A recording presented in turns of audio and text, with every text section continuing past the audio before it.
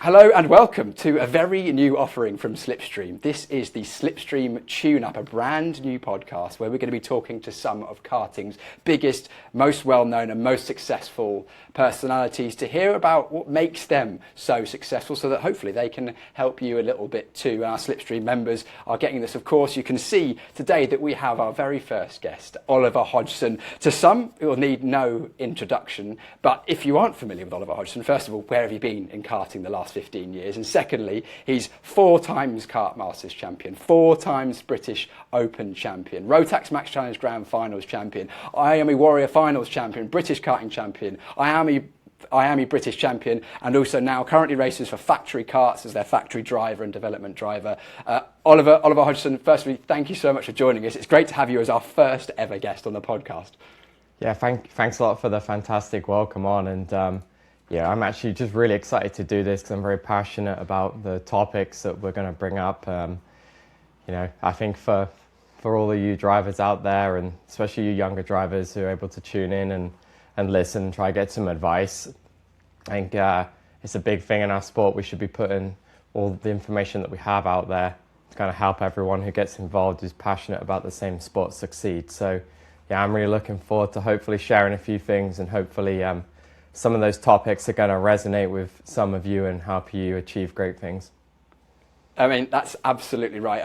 First of all, for those listening, if you're watching this, you are a SlipStream member. So first of all, thank you very much. The reason this podcast exists because we have built a member base, and the whole idea of this podcast is to give back to you, because the large majority of our members are either young aspiring drivers who want to improve, or family members of drivers who may be able to pass on some of this information. We're purely doing this to give you extra value, give back to our members who basically allow SlipStream to exist, which allows us to continue to bring club karting, the broadcast, at the level that it deserves. First of all, Ollie, you are a very successful kart driver in the UK and now have moved worldwide and often spend a lot of time in America now.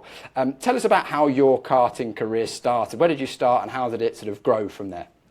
Yep, so I'll go right from the beginning. It was, I was very young when I decided I really wanted to do it, and it really came from, I guess, Formula One being on the TV, and I had in my house, we had a VCR, so most of you listening probably don't even know what a VCR is, but old videotape of Ayrton Senna, and it just showed his progression up from kart racing and up to Formula One. But that was really had a heavy focus on how special the kart racing was to his life. So at that young age, I had it fixated. I'm like, oh, I love motorsport, and I want to be a Formula One driver.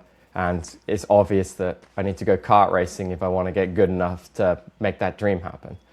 So that's, I guess, really where it all started for me. And I was very lucky. I had a dad he was very mechanically inclined. He's an engineer by trade. So we were kind of able to get started at a low threshold point with secondhand equipment that my dad was able to put together.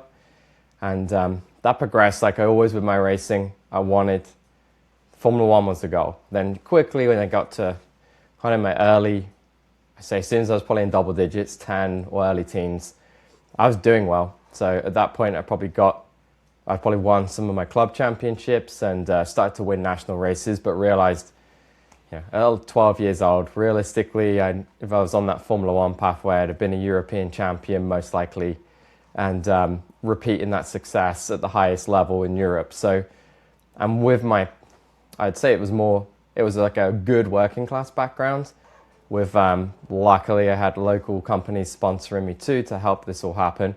At that point I really realized, okay, well, realistically I'm not at the level at the age I need to be with enough backing to go Formula One. So that kind of flipped over to, okay, maybe I can be a professional driver.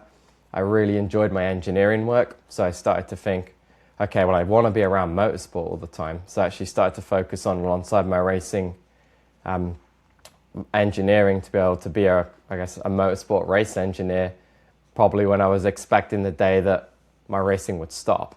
And that's why I guess for me, my journey, I feel very lucky, very fortunate, just in the right place at the right time. And it was just a mix of being around the right people and the results allowing it, that I kept getting offers to, I guess, race karts like either semi-professionally or up to the point now where it's, I'd say, in professionally. But those opportunities kept coming, and I enjoyed it so much in my life I didn't want to stop. So it was I never expected this to be the pathway. At a young age I was like, yep, it's Formula One or bust. And then I was like, I'm going to be an engineer in motorsports because I haven't quite got to the level I need to be to make that happen. And then this fantastic pathway kind of presented itself where now I get to race a go-kart I get to race the kart professionally, and when I'm not racing I get to teach and run training camps for younger drivers. So which I thoroughly enjoy, and I wouldn't trade out for an engineering job while I have enough youth and ability to do it. I'm going to continue to do it because it's just fantastic. Just the same way as you younger drivers love going racing, that's never left me. So it's still just as exciting as day one. That's a really cool story. Thanks very much for giving us the context of your now professional kart career. For those who remember when I gave Ollie his initial top-level CV, Kart Masters 4-time champion, O-Plate 4 times champion, Rotax Max Challenge Crown Final champion, I Am a Warrior Finals champion. These are all big events, and that's basically the focus of today's topic, is because we're only a few weeks out from Kart Masters now, 2026, which is a big anniversary for the Trent Valley Kart Club Kart Masters event.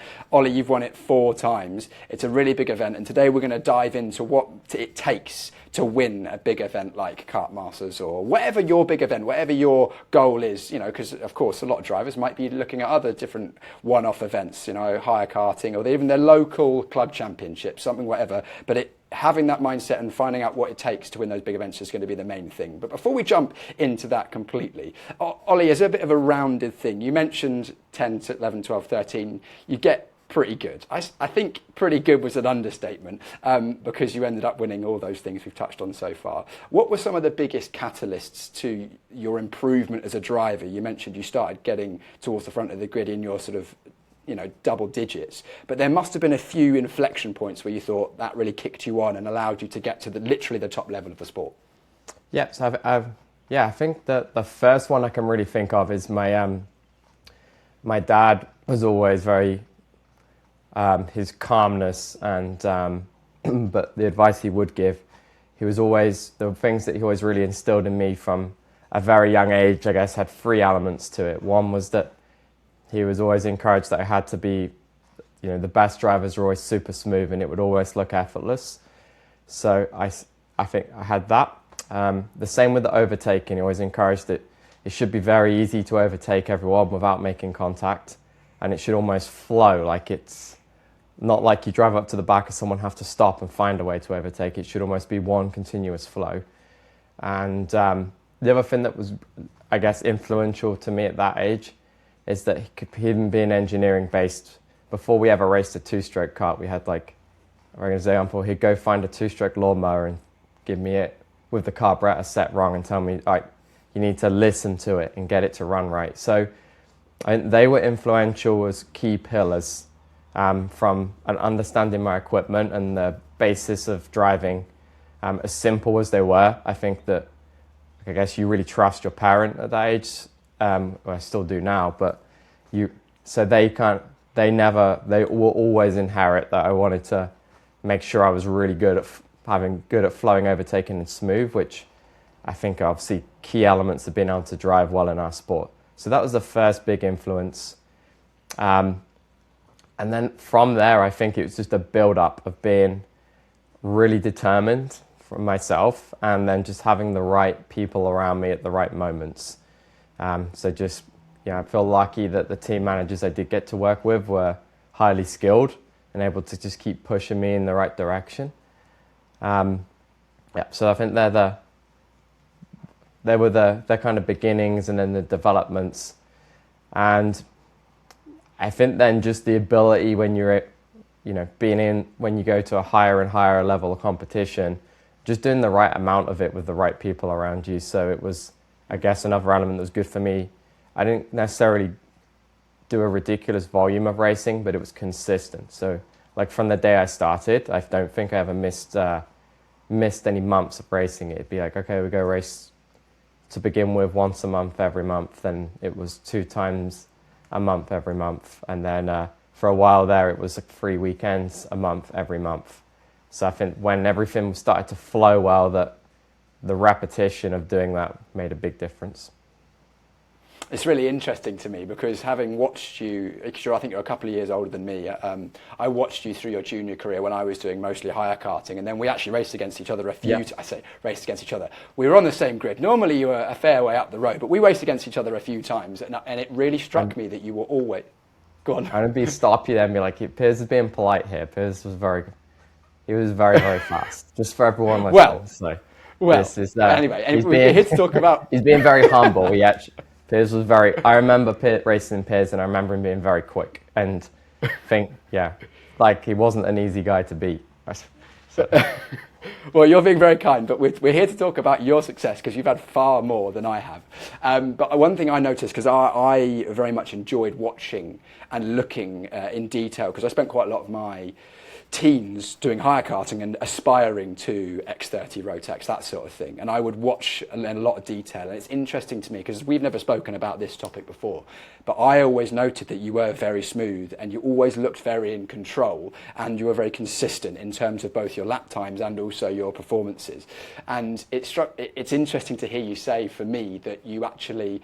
It was a conscious decision. It was a bit of training and leaning from your father, but also you were like, right, I want to go out there and become the driver that is smooth and overtakes cleanly and stays out of trouble. And it's interesting that is actually translated into the way that you drive. Is there anything else that you think that, a lot of drivers have different characteristics? How much do you think is like nature in terms of how much you are inherently like something, and how much do you think you can train? Cool. That's a really interesting point, especially because right now, obviously, I do a lot of teaching as well. So I think the biggest thing, like to point out with all of that, is just the power of your mindset. And this will come up later in our talk here, I'm sure. But I think that it's really hard to place. But like, obviously, I knew how much of that was just nature, versus like I'd already had my mind on was so important. And then trying to be determined that I'd set this bar of how I was going to drive and what level I wanted to be at and to get there. So I think, even to loop back a second, I think I would say the most important characteristic for me for a driver is the determination to want to be successful. Because I think you can, if you do that and you're able to keep your head in the right place, focused on it, it's amazing what you can achieve.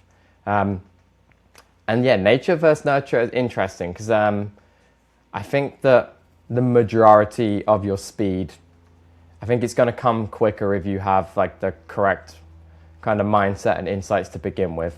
I think the majority, it can be learned, but I think the majority of your natural speed is probably is nature. But I want to say that short. I'm going to say it's 80% probably. However, I'd really say that in life, like at some point, you're going to find a level that gets hard. So it's, at that point, it doesn't matter how much natural talent you have to be able to find that ability to work hard.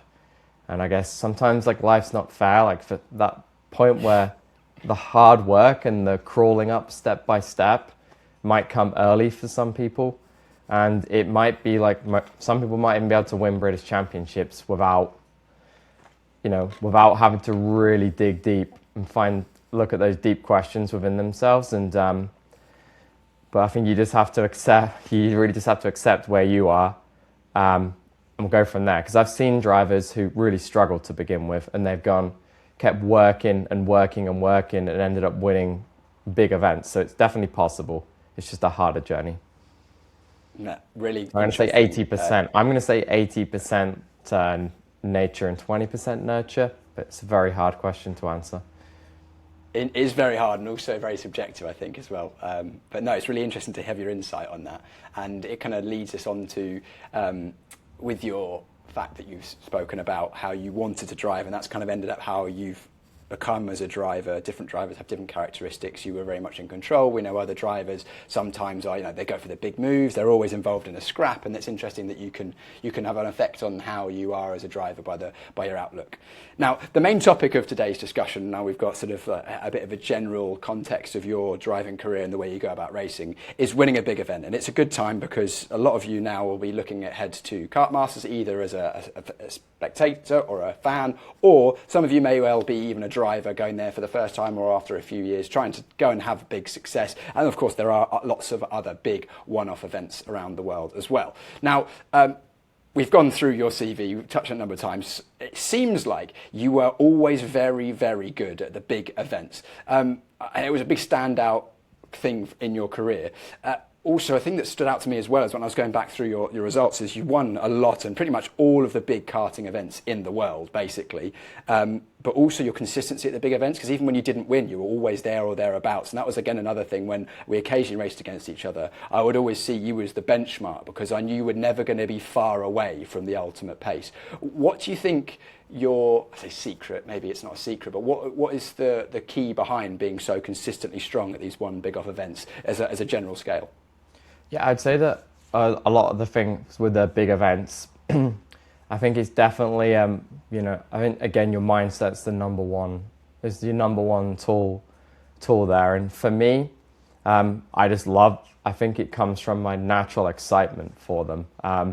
I tend to struggle on the other end of the spectrum more, where if I'm I always do my best work when it's the most pressure, the biggest stage, because to me, I guess I'm really driven to want to succeed and do well, innately. So to me, that's everything you're working towards, the biggest event, the biggest stage. So then for me, I think it heightens my focus. And I have this I have a lot of nerves, which we're probably going to talk about later in this podcast. But it's almost it locks me in to this higher level of focus and excitement with it. So I think for me naturally that helps. So, and like I said, on the other end, I'm more likely to fail in an area where it's it's not the big event yet, kind of and kind of missing my peak performance in other areas. So that's one. And then for me, I guess in terms of being consistent at them, I think it's just a combination of how well-rounded you are in all your skill sets. So the weird thing I would say about these big events, it would be going in, I'd almost have this mindset where I knew that I'm walking up to them knowing as I turn up, if I do everything right, I'm going to win this. But it wasn't just walking up telling myself that in blind faith. There would be a consistent run of events before that where we're going, okay, when I'm driving my best, we're very quick. We're able to kind of do every element of the event very well. The equipment's working well and very gelled up with the team. So then the final tick in the box for me is when that was all happening, I know all those things I would say the speed's A star, working with the team is A star, the equipment is A star. And then now I'm coming to an event I really want to win. That'd be the final tick in the box of okay, I know that I can find an extra little bit within myself.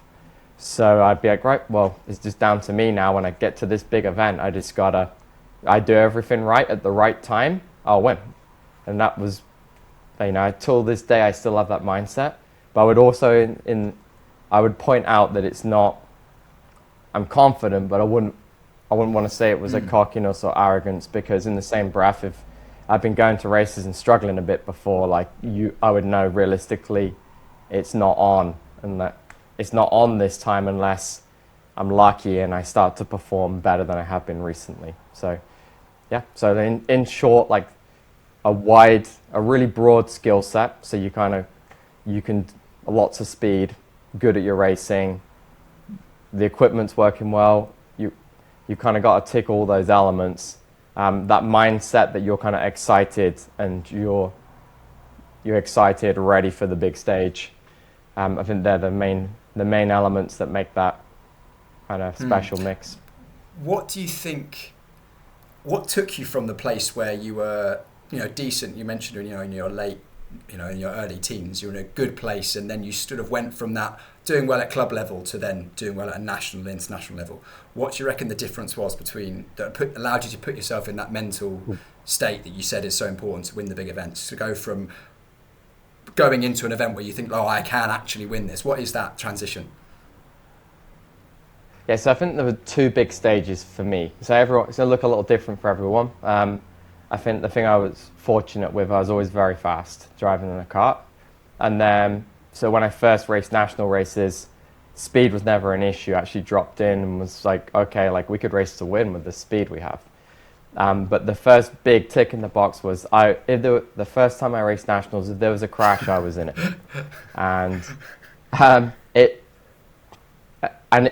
I was always thinking like, oh, well, I'm doing the right thing. And there was just something that mentally dropped where like, all right, it can't, I don't know whether it was the 100th crash, I don't know. But at some point, it just suddenly dropped that, okay, well, it's got to be the way, why is it happening to me, and why are the best guys like never in it? So that was the first big mental thing was, okay, well, it's everything about how my body language is, how I position the car, everything I'm doing, like, kind of sets the tone of the people around me, and it's my responsibility, not theirs. I can keep saying it's theirs, but I'll keep being in the crash. So that was the first big flip for me to then, as soon as I mentally dropped and understood that truly for myself, we started to win national races because I was able to just race and not get tangled up on it and anything silly. And the next big mental change come a lot later, and and it was just when I was actually in my kind of I'd say my later teens, was just realizing how much I love the sport, and and it was also a combination with that with starting to get really serious with my my physical training alongside the sport. Like I'd always knew that I should be doing it, but I was just doing it when I was younger because I'm like, okay, well, I'll do it and it'll help. But there wasn't really much thought beyond that. Whereas when I got to my late teens, you get to that kind of point in life where you're becoming more of an adult, and I just realized I really love this. I really want to just maximize how good I am at it. So I started to take it. It was a mental shift predominantly, but I guess in physical terms, it just meant I got serious about my diet and my training, and that made, I think, a big difference. Just from my body was physically more in shape, and I'd also like flicked another mental switch that instead of being like, this is a big portion of my life, it's like, this is the big majority of my life, and I have these other things there as well, that now this is everything in my life. I'm like all in. So yeah, they were the two big shifts, realizing it was my responsibility to kind of dictate everyone else around me. So I didn't crash when I was young, and that got me to winning national races. And then what got me to kind of that higher level where I could repeat success in the senior was just literally being all in. Like it was the number one thing and everything in my life was kind of spun around it to how could I be faster. That's than really interesting to me that you mentioned the responsibility of taking on the crashes, because I know a lot of young drivers, they'll move up to junior, or they'll find the pace, and then they're involved in crashes what feels like every week, and it can be really demoralizing. And I was quite late to own a driver karting. I only started when I was like 19, 20 years old, and I got in a fair few crashes to start with. One, because I used to race with full pods, no open wheels, but two, that was a big switch for me as well. Like I got in a few crashes, and that is a mental switch that I found that even if someone crashes into you, that's your responsibility to a certain extent. Sometimes, stuff happens, but at the same time, like you put yourself in a position on track where someone could drive over you, or someone did bump you wide at a corner. And that, I think, is a really interesting thing to pick up.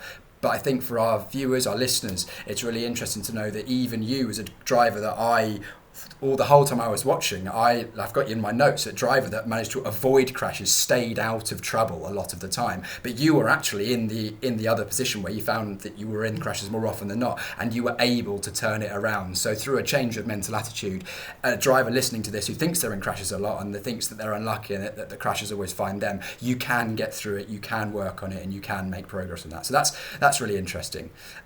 If you were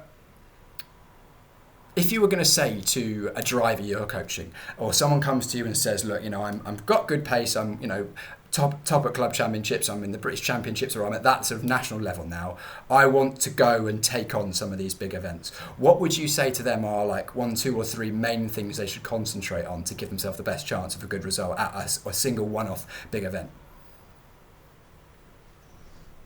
Yep, so I think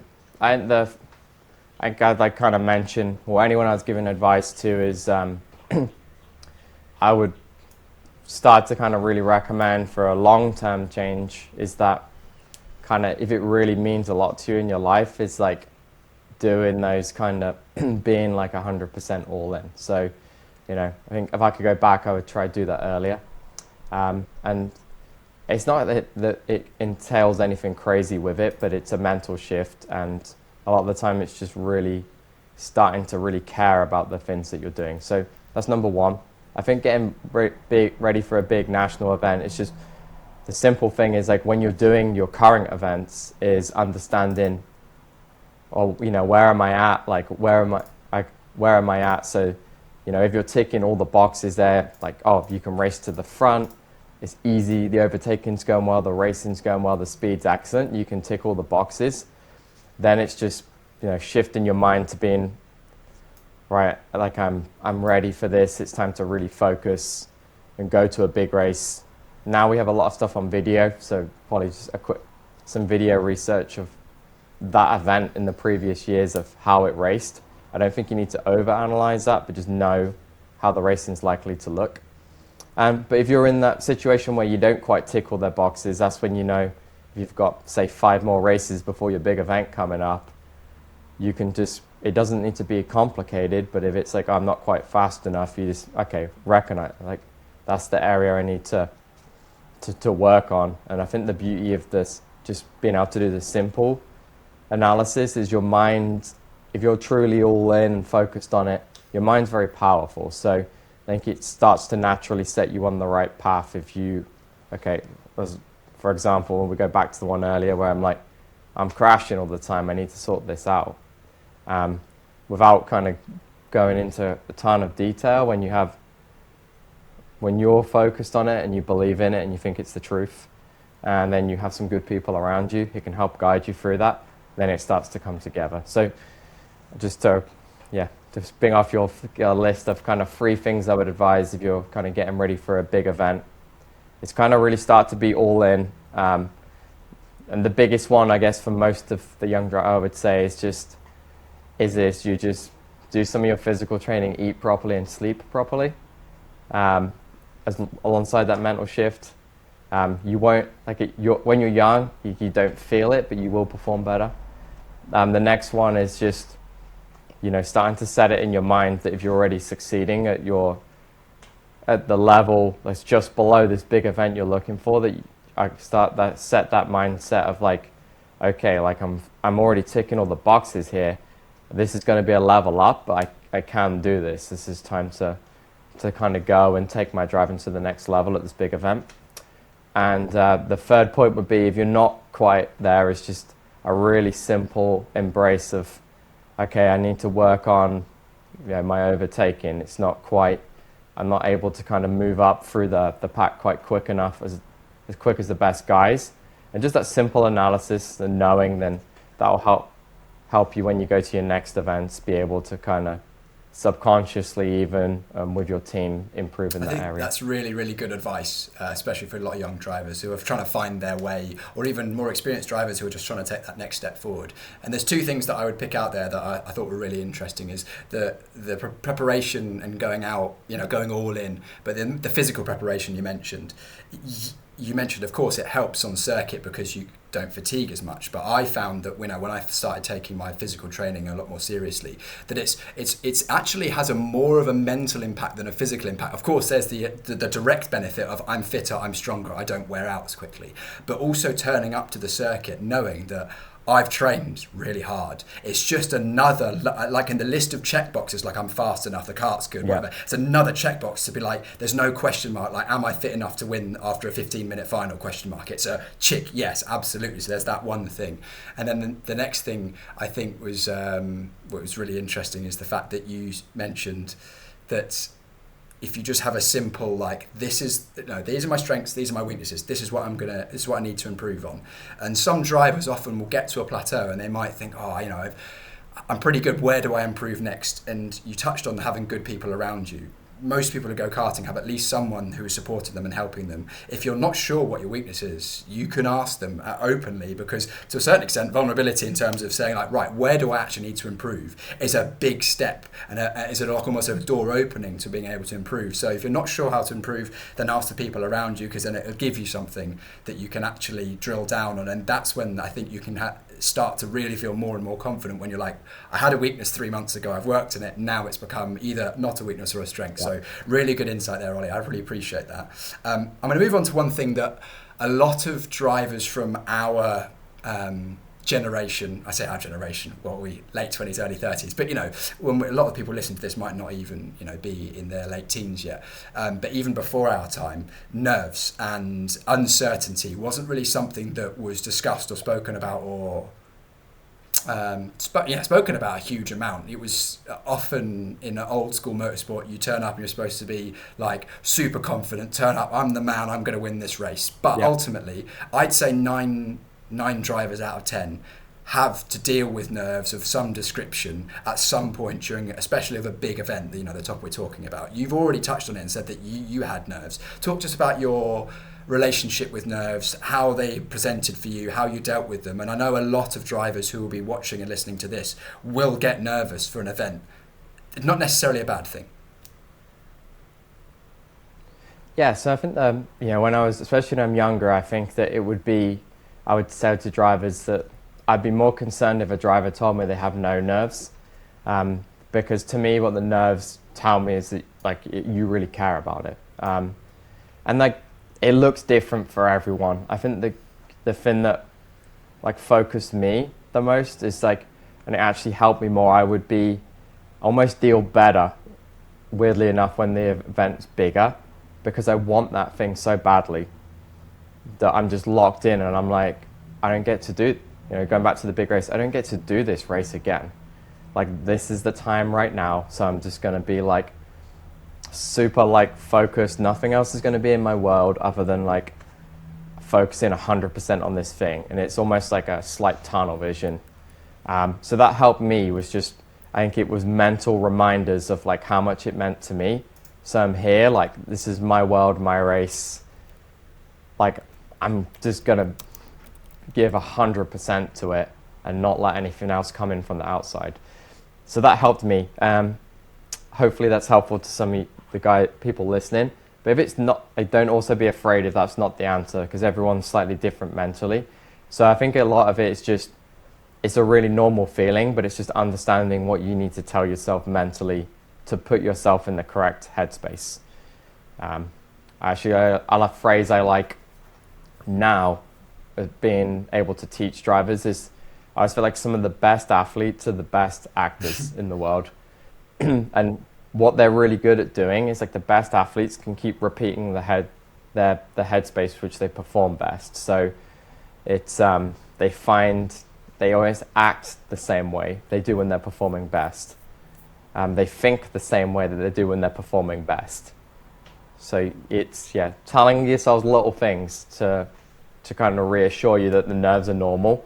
And then as much as you can, my big personal advice to you guys is I think when you get on the track, it's probably gone anyway. So it's just reminding this is it. This is just give it everything I have. Nothing else, nothing else around this other stuff matters. It's all background noise.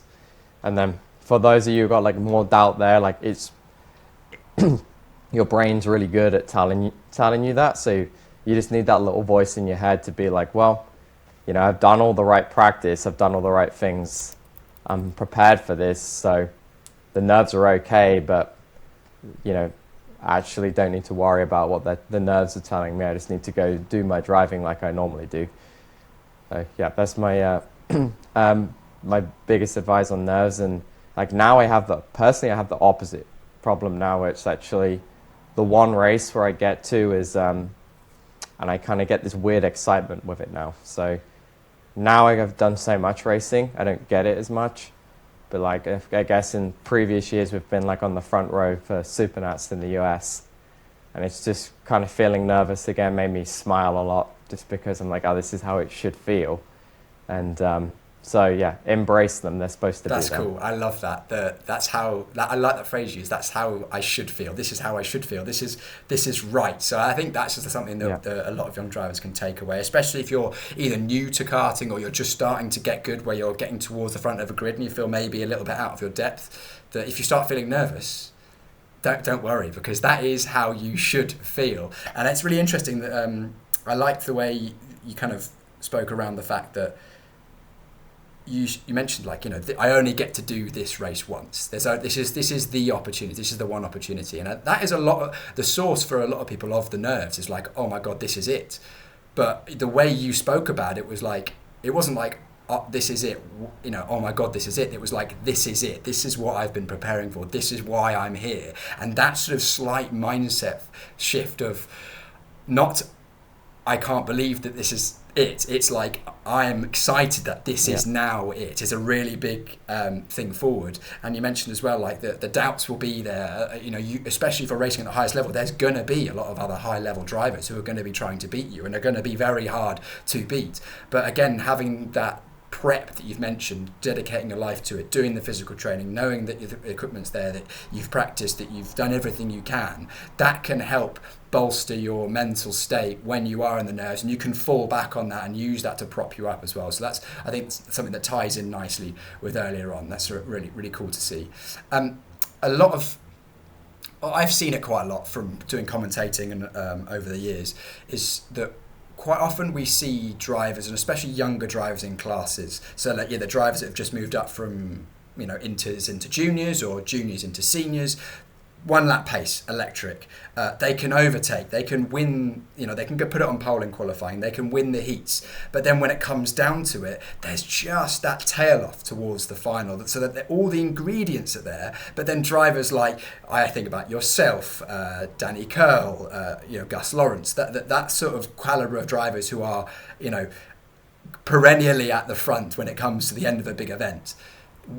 What is it that allows you guys, and the more experienced drivers, or the drivers that can go on and win, what allows you to continue that level of performance, or even get better and better towards the end of a big event, compared to a lot of drivers who maybe will be like, I'm rapid in qualifying, I've won the first heat, and then it all just seems to just fizzle away at the end of a weekend?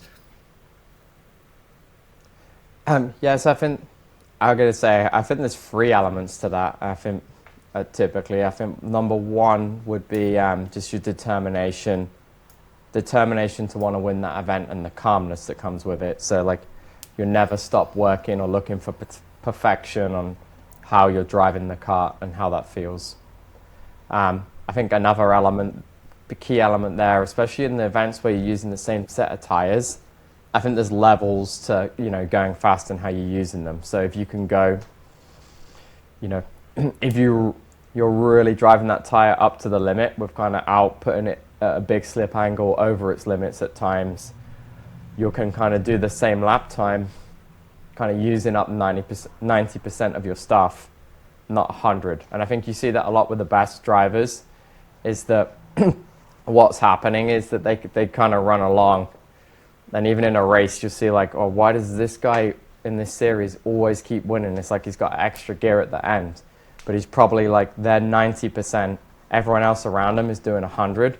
And that those of them that are really smart at the highest level, they probably, sometimes their 100% is not enough to get out the slipstream and away out front. So they're going to sit there at 90%, let everyone else use up their stuff until they're like on the ropes, so to speak, and there's nothing left in the tank, and then they're going to hit it with their 100%. So it's just, yeah, really being able to drive the car the level you can drive the car and utilize the tires without murdering them, I think is my key to that kind of longevity. And then the second part, I think, is just that constant quest for wanting for perfection, which is unobtainable, obviously, but you just keep trying to level up while you're driving all the time. Just all the little details, how it feels.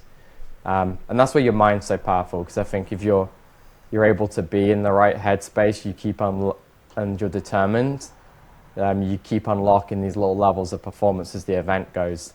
And as the stage gets bigger and it gets tougher, you're able to kind of even heighten your focus a little more, and all the little micro details get better compared to someone's kind of either doesn't quite want it enough, care about it enough, or they're like, unfortunately, they're getting in that place where then they're kind of, the nerves are affecting them more. They're just, all those little things start to dip, and you end up with what looks level ends up with the kind of being a stagger, and that person being better at the end of the event.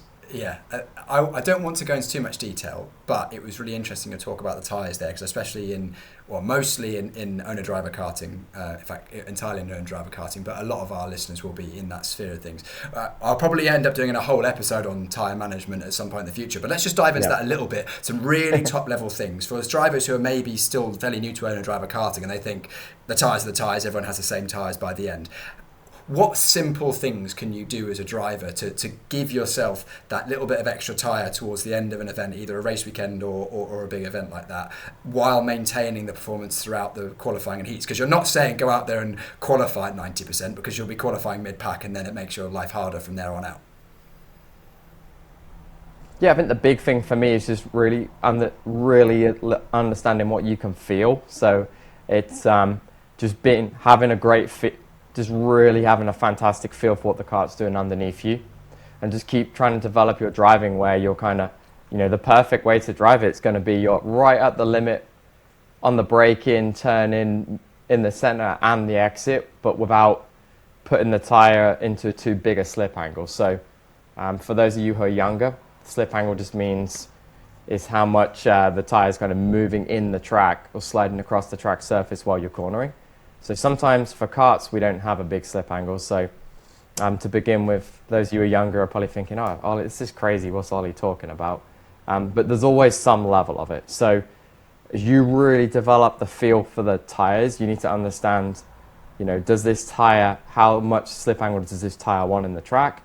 So it's just you paying attention to that and getting really good at that feeling. And then when you do that and you're really starting to feel it, you're going to develop a skill for just being up on that limit without being over it or being at that perfect slip angle for that tire all the time. Whereas some of the kind of people that are mid-pack or maybe occasionally fast are probably more sloppy, and they can probably, do a lap where the tire can maintain it for a lap and then it overheats, or they might be able, in certain race situations, they start sliding the tire around more than you. So again, I think it's just setting that standard for yourself and understanding that that's happening with the tire, and you just want to get to be the absolute best driver and athlete at having that tire at the perfect slip angle and being able to understand it. Really good insight. I very much resonate with that, because as I mentioned, when I came to owner drivers late, I came from hire karting where the tyres are rock hard and you don't have to worry because all the karts are the same. So you would just push 100% every single lap of every single session. And then because I raced largely X30 at Wilton and Shennington and stuff, and Wilton was notoriously hard in X30 on rear tyres. Like the rear tyres would just die. And I felt like I really took a step forward, and basically what you said was being able to feel, right, I knew that by the end of the race weekend, the rear tyres are going to be the limiting factor. So if I can, every single session, save the equivalent of a lap of rear tyre worth, my tyres are by the end of the third, fourth heat are going to be 4 or 5 laps newer than everyone else's. And I think just actually that understanding of you can do the same lap time as you mentioned, while taking slightly less out of the tyre by driving it slightly differently, by driving on the fronts more, getting on the power slightly later, changing the arc of the corner slightly, ultimately looks like you're doing the same lap time, but you're actually working towards a goal of like putting pennies in the pennies in the piggy bank as you're driving. Every single lap that you don't slide the rear tyre is like, right, that's another corner for the final. I've got a better tyre, and that could often be the difference, as you well know, Ollie, having won so many events, that the level at the top, it's how perfect can you drive for every single lap of every single race. So that's really, really cool. And talking about perfection, especially with the big one-off events, there's always for one big off events, there's always one last lap. And to win the event, you have to be there on the last lap first of all, but also quite often it comes down to hopefully you're driven clear, but quite often at the highest level, because the difference between drivers is not big. There's 2, 3, 4 karts in a lead battle.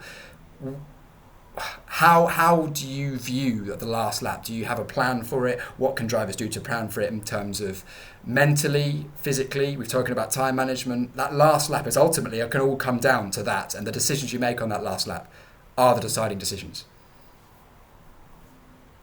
Yeah, and I'm going to say the number one thing I'd say is just you got to want it more than the other people around you. So that's my number. If you take anything up, if you are just going to take one thing away from this whole podcast, I'd say you need to, want it more than everyone else around you.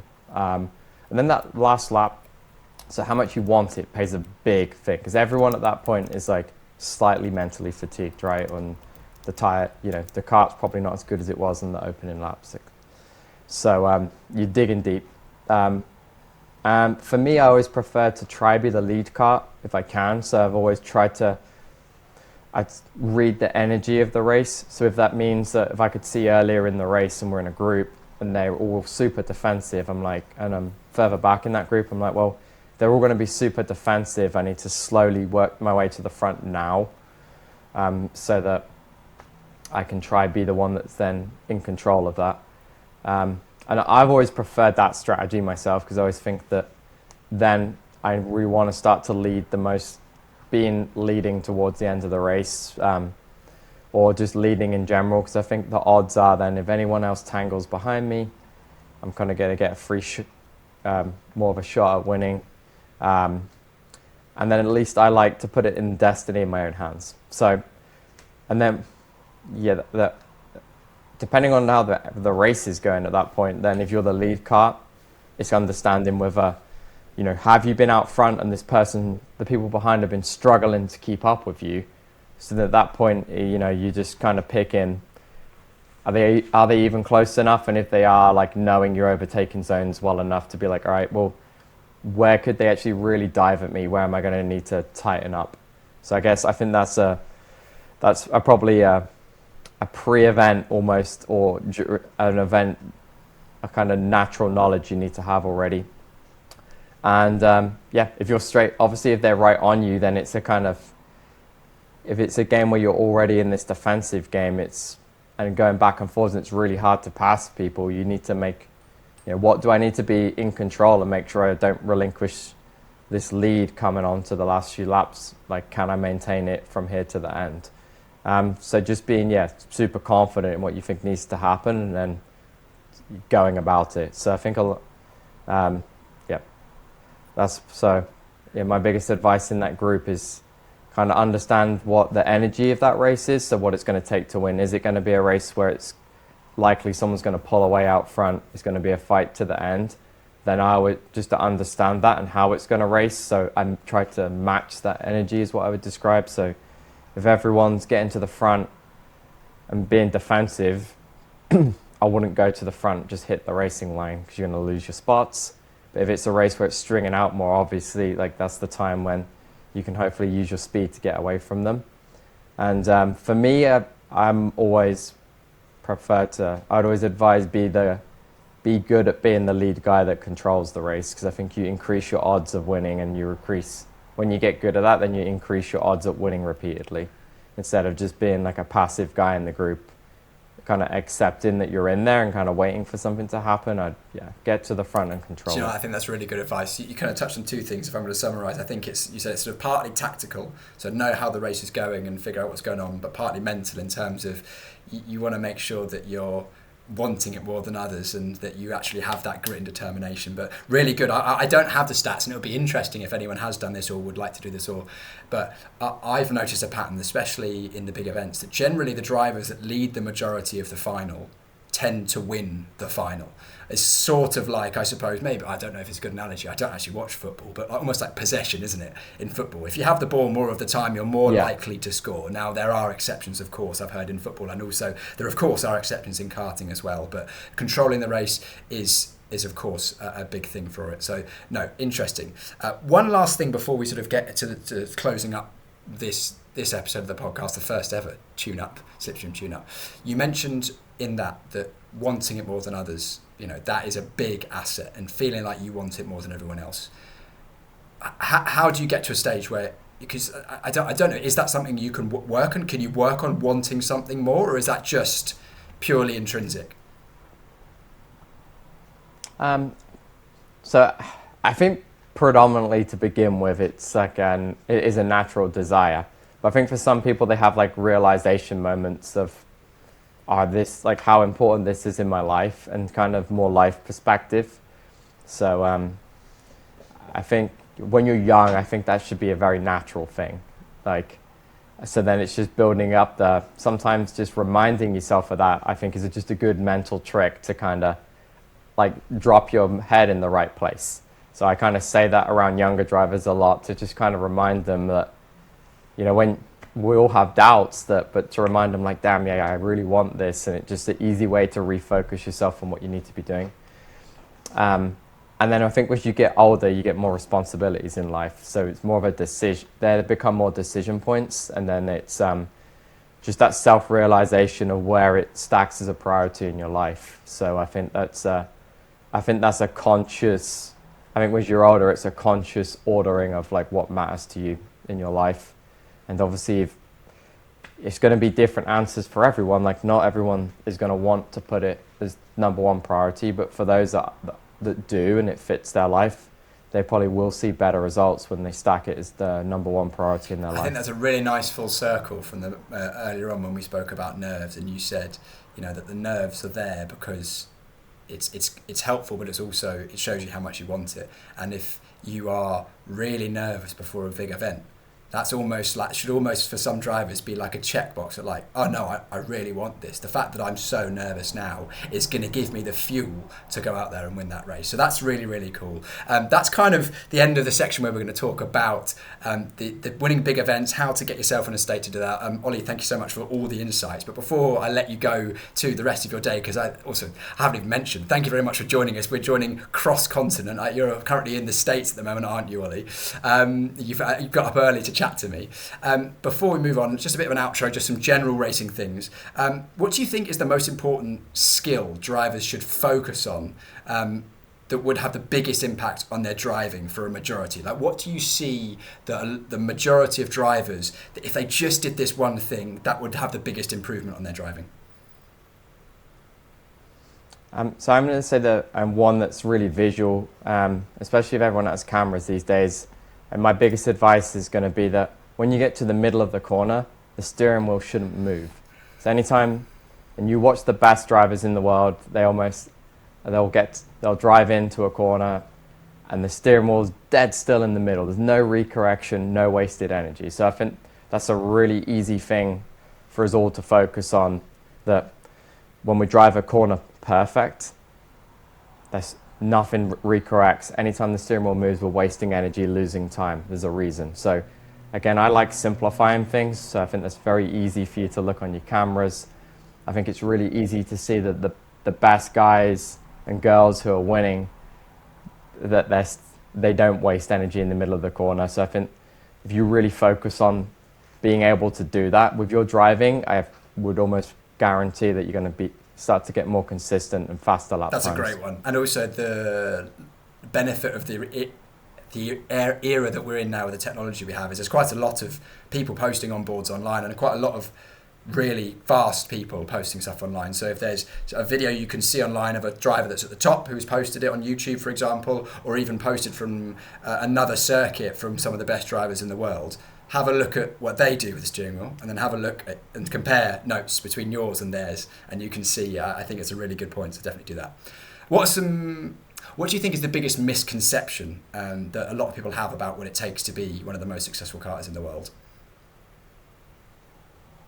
Oof, that's a good question. So I've thrown that on you. It's probably quite difficult. So maybe just for those maybe who are at home don't really understand my question. Maybe if English isn't your first language, what I'm saying is, there's a lot of things that people say to young drivers. There's a lot of things that they think that the best drivers do, or things that they don't think the best drivers do, but they actually do. What sort of things do you think could be either wrong or misdone? Yeah, so I think that the biggest thing I would say is I think that I use a phrase called world-class basics. So I actually heard this from, I don't know, those of you who ever watched, there's a podcast called High Performance. I think it's High Performance Podcast. Apologies, I got that wrong. But it's, they use this term world-class basics. And I think it's so true in any sport. So I think that to get to the top of anything, it's being world-class at the basics that really matter. So I think the most common misconception is that it's kind of all these extravagant details, and it's never the extravagant things. It's just the best people, just absolutely fantastic at all the basic elements. So it's actually it's not anything magical. It's always in plain sight. It's always in plain sight, and sometimes that's kind of hard to get our head around with anything. And I could relate it to another sport. I'm gonna pick basketball, just because I can thinking of it randomly. But I guarantee those guys who are the very best players, I guarantee their drills, I bet they repeat the basics just continuously. Would almost guarantee it. Probably a lot of their training is probably way more boring than we would expect. And they probably put way more time into what we think is simple things. But and we should be doing the same in our sport. You just got to set an expectation for yourself. And sorry to kind of make this section longer, but I'll just say again, for younger drivers who are out there testing, when we go to my local track here, we have this standard of ourselves where we have to be able to do 3 laps in a row the same. So if it's lap 9, 10, 11, they should all be exactly the same on the dash. And that's kind of how we measure ourselves here. We're driving well and consistent. So it's amazing that it's such a basic thing, but it suddenly becomes fun to test to be able to do that. So I think that's the most common misconception, is that it's these complicated things or special equipment, all these left field things, when it's not. It's just fantastic at the basic elements. And you've spoken about it already in terms of the way that you go racing, being smooth, overtaking cleanly, as you mentioned, being able to be consistent lap after lap. So that's really, really good advice. Final thing, the last question I'm going to ask you today, Ollie, what is the one piece of advice you'd give 10-year-old Ollie that would have made the biggest difference at that stage of his career?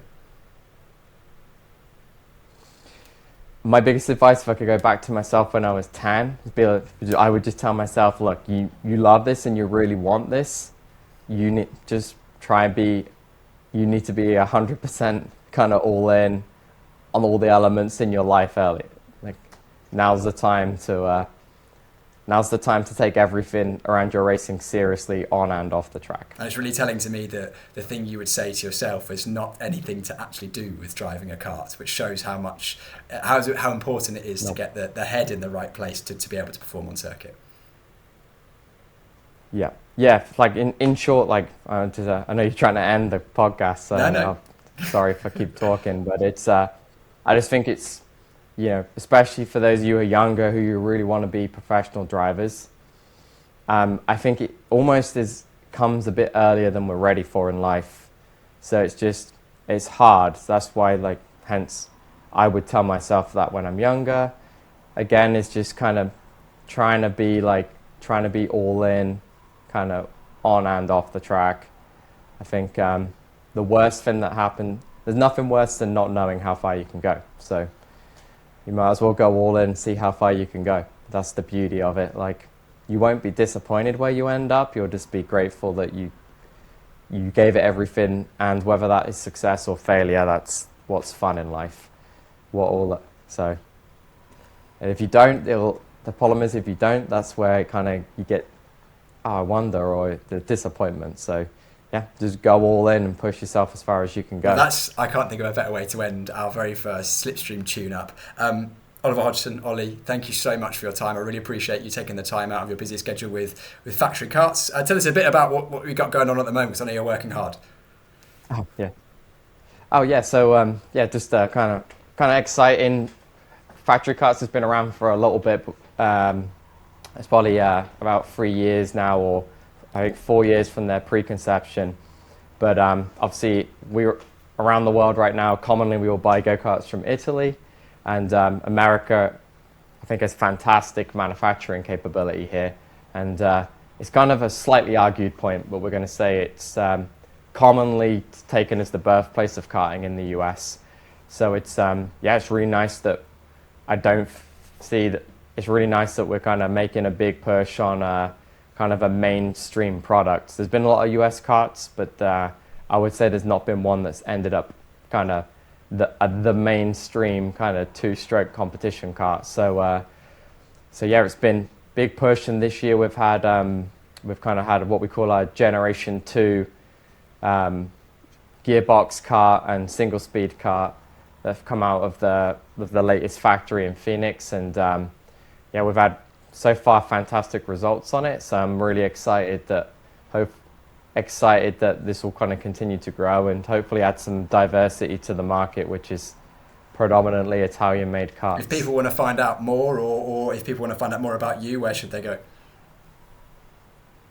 Yes, I think the best, honestly, way, you're probably all familiar with this already, I think, but the most exciting place for you guys to kind of see what's happening and watch is the US national races on Kart Chaser.